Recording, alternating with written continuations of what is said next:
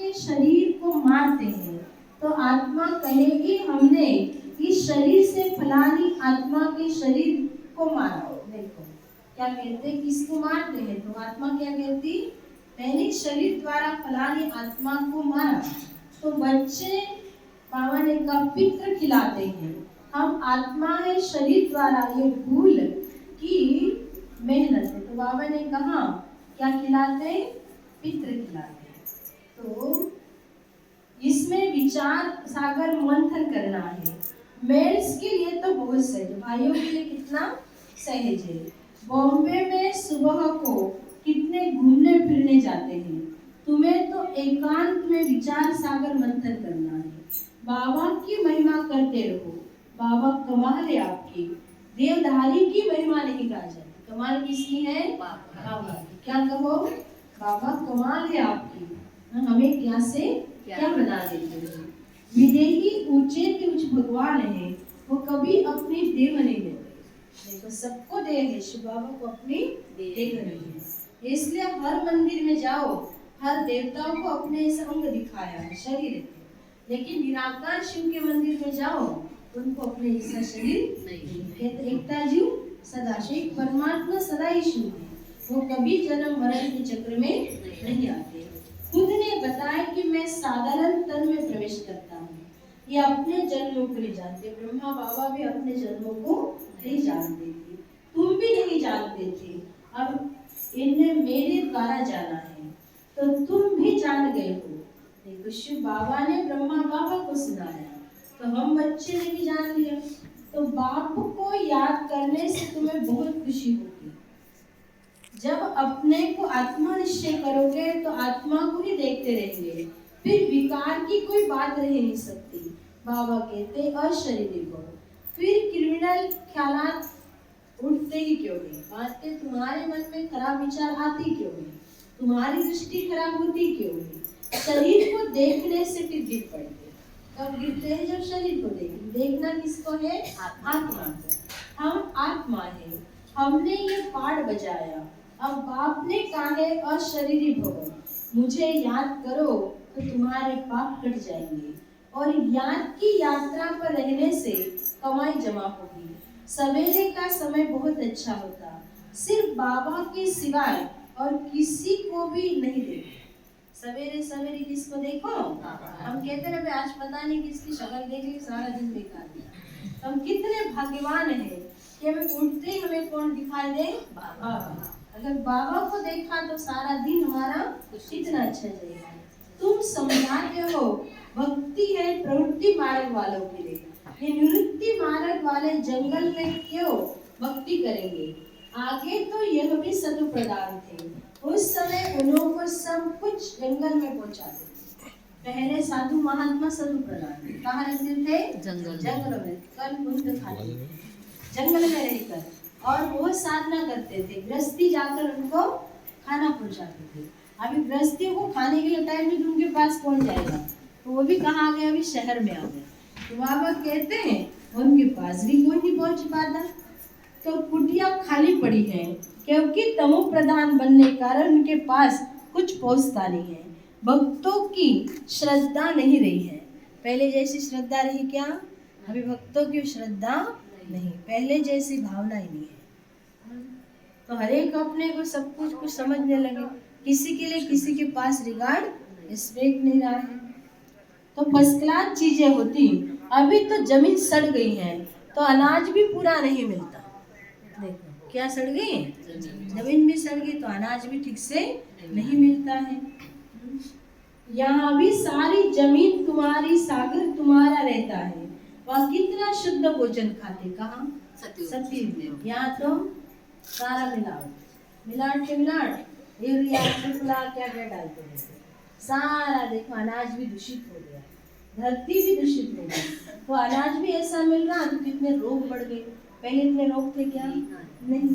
तो अन्न अशुद्धि के कारण ये सारी बातें घट गई है। अभी देखो क्या क्या मनुष्य मिला देंगे एक चीजों में, खाने की चीजों में, और क्या लेकर जाएंगे और क्या लेकर आए थे। लेकिन स्वार्थवश मनुष्य क्या क्या संसार में करता जा रहा था। तो अच्छी नोट का धारण करो और दूसरों को भी कराओ, एक तुम्हारे किसान होते हैं।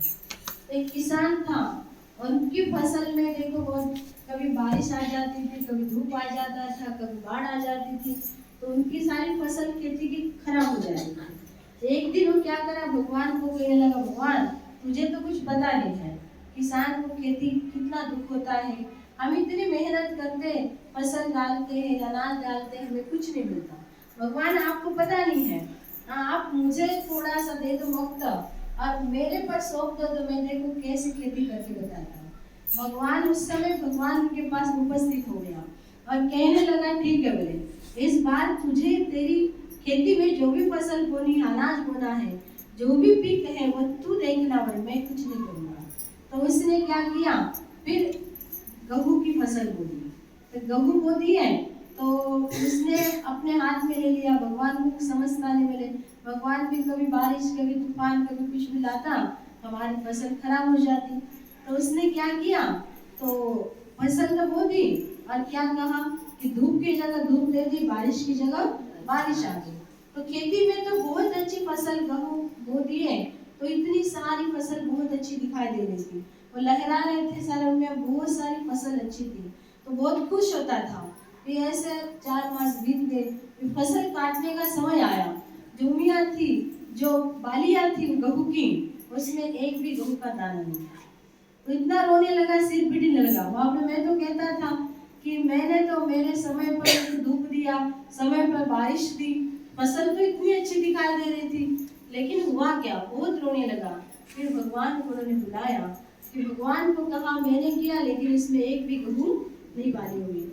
तब कहा, बोले तेरी मनमत थी, जो जब गेहूं की तूने फसल बोई, जब धूप आता था, बारिश आती थी, हवा आती थी, तो फसल क्या होती, हर परिस्थिति जूझती थी, उनमें वो संघर्ष करने की ताकत थी।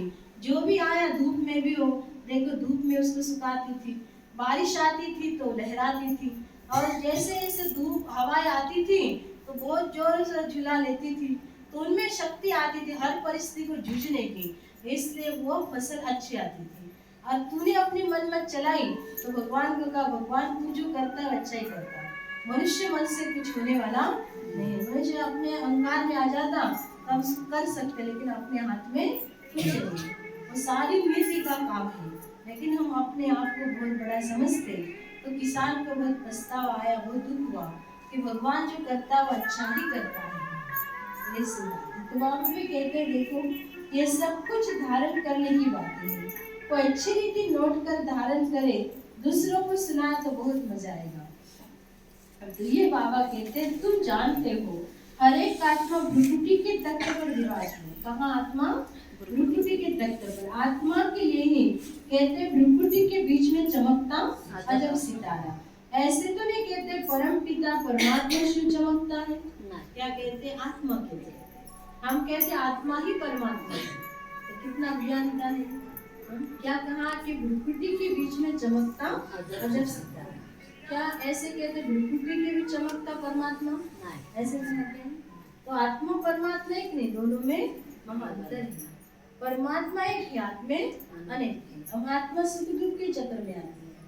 तो यही भगवान हमें ऐसे तो नहीं कहते हैं ना कि आत्मा भाई भाई है, तब तो कहते हिंदू हिंदुस्तानी पाकिस्तानी बौद्धी सब भाई भाई। क्या नारे लगाते हैं? हिंदू मुस्लिम सिख ईसाई आत्म रूप में भाई भाई, क्यों वेद लड़ाई? क्या हम सब एक परमात्मा की संतान है, एक घर के लायक है, परंतु भाई का अर्थ समझते नहीं। तुम्हारा आपस में कितना लव होना चाहिए, प्यार होना चाहिए। सतयुग में जानवरों का भी आपस में लव है। देखो जानवर भी नहीं लड़ते, या तो मनुष्य प्रॉपर्टी के लिए कितना लड़ते। तुम भाई भाई हो तो कितना लव होना चाहिए। लेकिन बाबा ने कहा देह अभिमान आने से एक दो को बहुत तंग करते हैं, फिर एक दो को गाली देने लगते हैं, जलानी करते हैं। इस समय तुम बच्चों को आपस में बहुत सीखन होकर रहना, बहुत प्यार से रहना। इस समय जो तुम पुरुषार्थ करते हो, एक ही जन्म सिरखंड होकर चलते हो। अगर कोई उल्टा अक्षर मुख से निकल जाए तो फौरन कहना चाहिए आई एम सॉरी। देखो गलत शब्द निकल गया तो सॉरी मानना चाहिए, लेकिन आज कोई सॉरी करता नहीं है। क्योंकि हमें बाबा का फरमान है कि बहुत मीठा होकर रहना है। फरमान मानेंगे उनको कहा जाएगा ईश्वर का बच्चा, और फरमान नहीं मानता तो ना फरमान बता देंगे। कभी भी किसी को दुख नहीं देना। बाकी बाबा जानते हैं कि सिपाही की सर्विस है, तो बाबा ने सच्ची कराने के लिए तो किसी को मारना भी पड़ता है। मिलिट्री वालों को लड़ाई तो करनी पड़ेगी, मिलिट्री में है तो दुश्मन पर तो वार करना ही पड़ेगा, तो उनको तो बाबा कह रहे सब करना होगा। सिर्फ अपने को आत्मा समझ नामे कम याद करो तो तुम्हारा बेड़ा पार हो जाएगा। इस पुरानी दुनिया को क्या देखना है? हमें तो नई दुनिया को देखना है। पुरानी दुनिया को क्या देखते हैं? हमें किसको देखना है? अब तो श्रीमत से नई दुनिया स्थापन हो रही। इसमें आशीर्वाद की बात नहीं। टीचर कभी आशीर्वाद नहीं करते। स्कूल में टीचर आशीर्वाद करेंगे क्या दादा इसको पास हो जाए? नहीं, वहाँ तो पढ़ना पड़ेगा ना। टीचर तो पढ़ाता है, जितना वो पढ़ते मैनर्स धारण करते ऐसा पद पाते। इसमें भी ऐसा है, अपना रजिस्टर अभी देखना है, हम कैसे चलते। कोई तो बहुत मीठा होकर चलते, हर बात पे राजी रहते हैं। बाबा ने कहा था तुम आपस में कचहरी करो कि कोई भूल तो नहीं हुई। क्या करो? आपस में कचहरी करो, माना आपस में एक दूसरे से बातें करो कि मुझसे जैसे ब्रह्मा बाबा थे। बाबा रोज कचहरी बनते थे, इसकी खुद की। तो बाबा कहते थे मैं राजा भ्रुकुटी भी सिंहासन बैठा हूँ, ये सारी कर्म इंद्रियां मेरी कर्मचारी हैं। तो बाबा एक एक कर्म इंद्रिय से वेरीफाई करते थे। ए मुख, तूने किसी को गलत शब्द तो नहीं बोला? या आखिर तूने आज किसी को वाइट निगाह से नहीं देखा? एक कान किसी की बुरी बातें तो नहीं सुनी? हाथ तूने किसको कम ज्यादा तो नहीं दिया? माना पैर तो गलत जगह पर तो नहीं गए? तो हर इंद्रियों से बाबा पूछताछ करते थे और हर इंद्रियों को संयम से चलाते थे। तब बाबा बने। कहते बाबा ने कहा ना पहले तुम्हें बनना है स्वराज्य अधिकारी, फिर बनेंगे विश्व राज्य अधिकारी। पहले कर्म इंद्रियोजित बनना है, फिर तुम विश्व का राज चला सकते हो। तो बाबा ने ऐसा शासन चलाया। हम तो बस दूसरों को शासन करते, अपने पर शासन करना हमें आता ही नहीं है। तो बाबा कभी दुख नहीं देते। बाबा तो सुखधाम का मालिक बनाते। बाप है दुख हरता सुख करता, तुम्हें सबको सुख देना, उल्टा सुल्टा कभी बोलना, कभी भी लाभ हाथ में नहीं उठाना है। तुम्हारा काम है रिपोर्ट करना, बहुत मीठा बनना। जितना मीठा बनेंगे उतना बाप का शो करेंगे।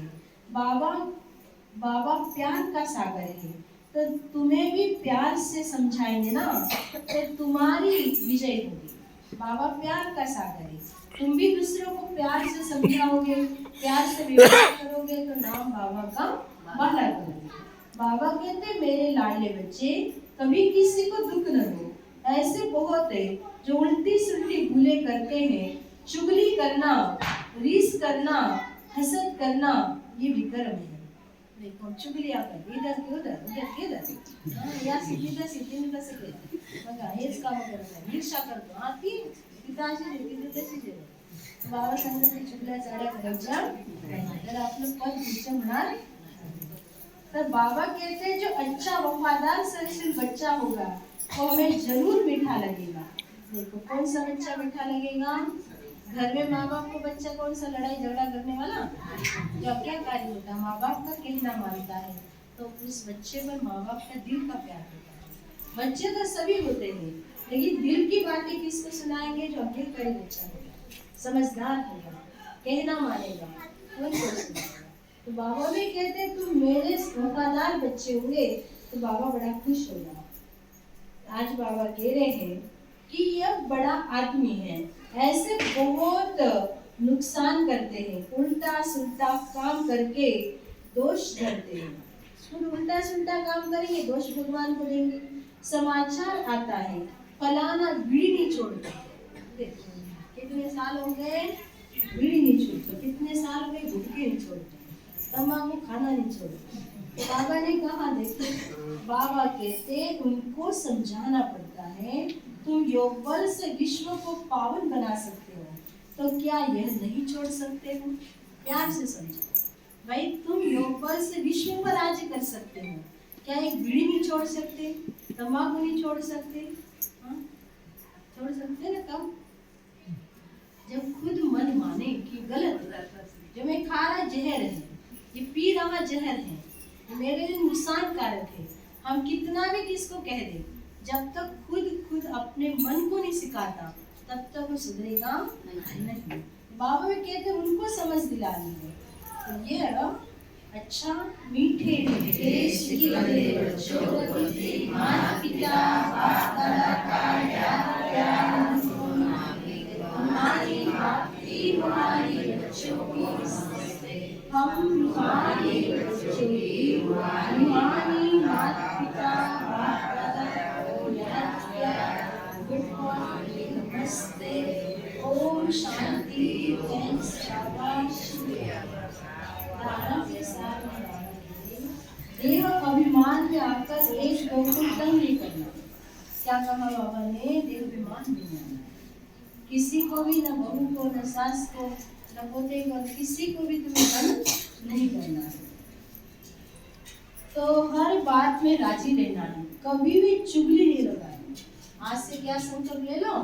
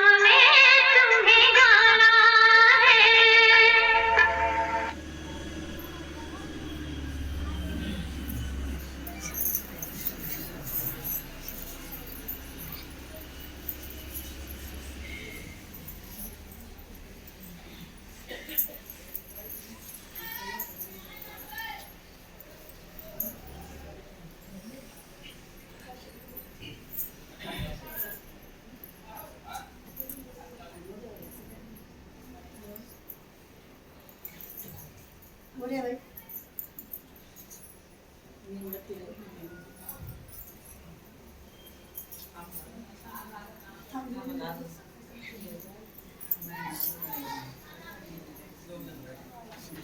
कहा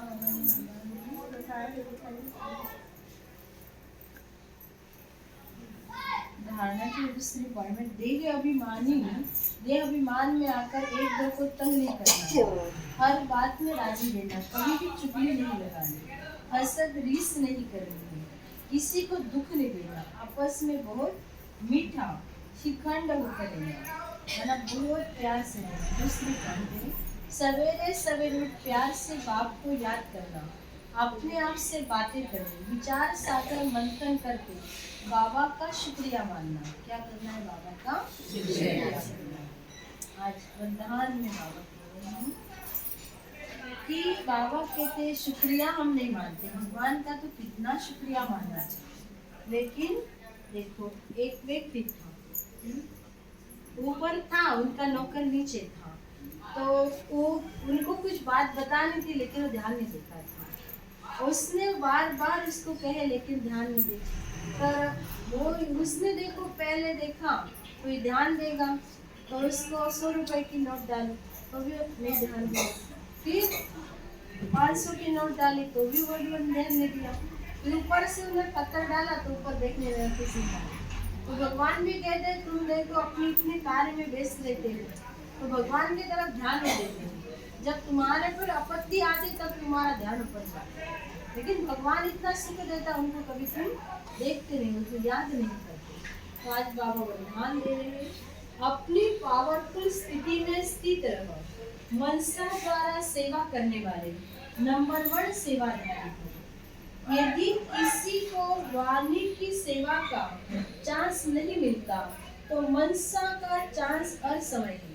आपण कोणाला ज्ञान देण्यासाठी आपल्याला वेळ नाही, तर बाबाने मनसा सेवा तो कर सकते हैं कि भगवान सभी आत्माओं का कल्याण हो, सबको सुख मिले, सबको बाबा का परिचय मिले, सबको अच्छी राह मिले, तो ये तो कर सकते हैं ना बाबा ने। पावरफुल और सबसे बड़ी सेवा मनसा सेवा है। वाणी की सेवा सहज है लेकिन मनसा सेवा पहले अपने आप को पावरफुल बनाना पड़ेगा। वाणी की सेवा तो स्थिति नीचे पर होते भी कर सकते, लेकिन मनसा सेवा ऐसे नहीं हो सकते। माने वाणीची सेवा तर आपली स्थिती ठीक नाही तरी पण आपण देऊ शकतो, पण मनसा सेवेला बाबांनी सांगितलं की जेव्हा आपली मन स्थिर राहील तेव्हाच आपण मनसा सेवा करू शकतो। जो अपनी श्रेष्ठ स्थिति द्वारा सेवा करते वो नंबर 1 सेवाधारी फुल मार्क्स ले सकते। स्लोगन मध्ये बाबा सांगतात लौकिक कार्य करते अलौकिकता का अनुभव करना ही सरेंडर होना, म्हणजे लौकिक कार्य व्यवहार करायचा। आज अव्यक्त साइलेंस द्वारा डबल लाइट स्थिति अनुभव करना है।